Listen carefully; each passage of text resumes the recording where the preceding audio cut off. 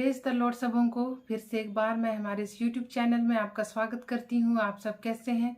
मैं उम्मीद करती हूँ कि आप भले चंगे हैं और परमेश्वर की उपस्थिति में अपना समय को व्यतीत कर रहे हैं।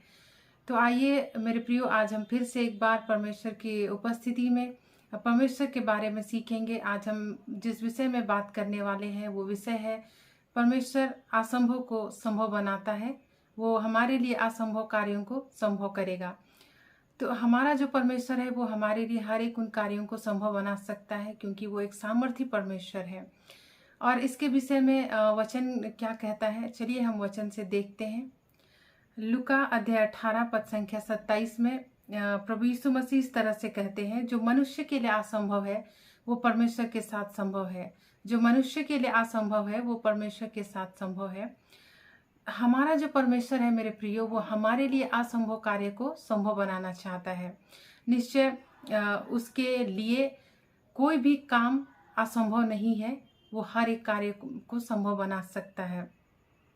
आज हमारे जीवन में जो भी असंभव कार्य है उन सब असंभव कार्यों को परमेश्वर संभव बनाएगा।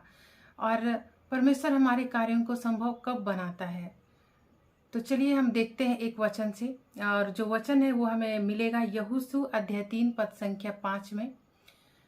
वहां पर वचन इस तरह से कहता है, आज अपने आप को शुद्ध करो, कल परमेश्वर तुम्हारे बीच में आश्चर्य कर्म करेगा। आज तुम अपने आप को शुद्ध करो, कल परमेश्वर तुम्हारे बीच में आश्चर्य कर्म करेगा। हाँ मेरे प्रियो, जब हम परमेश्वर के साथ चलते हैं, उसकी उपस्थिति में होते हैं, हमें अपने आप को शुद्ध रखना आवश्यक है। हम अपने विवेक, अपने सोच विचारों को हम शुद्ध रखें और उस परमेश्वर पर अपनी आस्था को बनाए रखें। जब इजरायली मिस्र की सेना से घिरे हुए थे, तब की हम घटना को देखेंगे। इजरायली मिस्र से निकल करके उनको मूसा मिस्र देश से निकाल करके जब एक प्रतिज्ञात देश में ले जा रहा था, तब की बात है। उस समय जब इजरायली लोग फिरौन की सेना से घिरे हुए थे और उनके पीछे फिरौन की सेना थी और सामने लाल समुद्र था, और इजरायली पूरी तरह से उस समय संकट में पड़े थे। तब परमेश्वर ने उनके बीच में काम किया, परमेश्वर उनके मध्य में काम किया। और हम जानते हैं कि किस तरह से परमेश्वर ने इजरायली और मिस्रियों के बीच में खड़ा होकर इजरायलियों की सहायता की।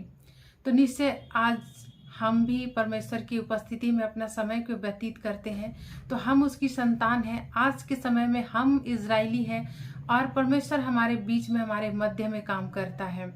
और जिस तरह से जो काम असंभव था, लाल समुद्र को 2 भाग में बांटना, ये आसान काम नहीं था, लेकिन परमेश्वर ने उस असंभव काम को अपने लोगों के लिए संभव बनाया। और उस समय मूसा ने विश्वास किया कि हमारा जो परमेश्वर है वो हमारे लिए असंभव कार्य को संभव बनाएगा। तो निश्चय आज हमें भी आवश्यकता है कि हम भी विश्वास करें अपने परमेश्वर पर कि वो हमारे लिए असंभव कार्य को संभव बनाएगा। जिस तरह से मूसा ने विश्वास किया और अपने लोगों से, इजरायलियों से कहा कि तुम चुपचाप खड़े रहो और परमेश्वर के काम को देखो। और जैसे ही मूसा ने विश्वास किया, और निश्चय जब इजरायली कुड़कुड़ा रहे थे कि अब हम मर जाएंगे, लेकिन मूसा का जो विश्वास था वो अटल था और उसने अपने परमेश्वर पर विश्वास किया और वही किया जो परमेश्वर ने उससे करने को कहा था। और जैसे ही मूसा ने लाल समुद्र पर अपने हाथ की छड़ी को उठाया और समुद्र 2 भागों में बट गया और इजरायली सूखी भूमि होकर उस लाल समुद्र के पार चले गए।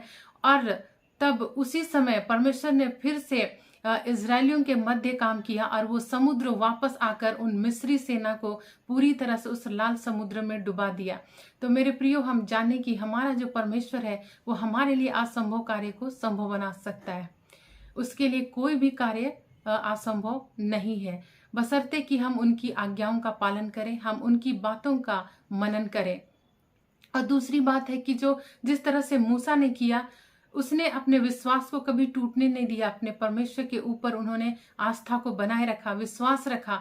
अपनी पिछली बातों को, जिस तरह से इजरायलियों को परमेश्वर ने निकाला था फिरौन के सामने से, कितने तरह के चिन्ह और चमत्कार के द्वारा उन्होंने अपनी सामर्थ को प्रकट किया था, उस बात को मूसा जानता था। तो मेरे प्रियो, परमेश्वर की उस सामर्थ को आप भी जानें, आप भी उसे देखें और अपने जीवन में उस बात को मनन करें और अपना विश्वास, अपना आस्था बनाए रखें। परमेश्वर जरूर आपके जीवन में काम करेंगे।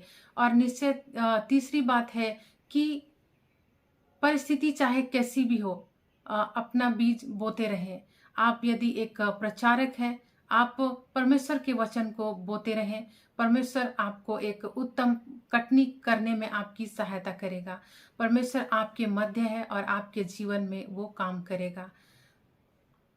तो आज के लिए इतना ही है और मैं उम्मीद करती हूँ कि आप इस वचन के द्वारा से आशीषित हुए हैं। परमेश्वर आप लोगों को आशीष दे। God bless you.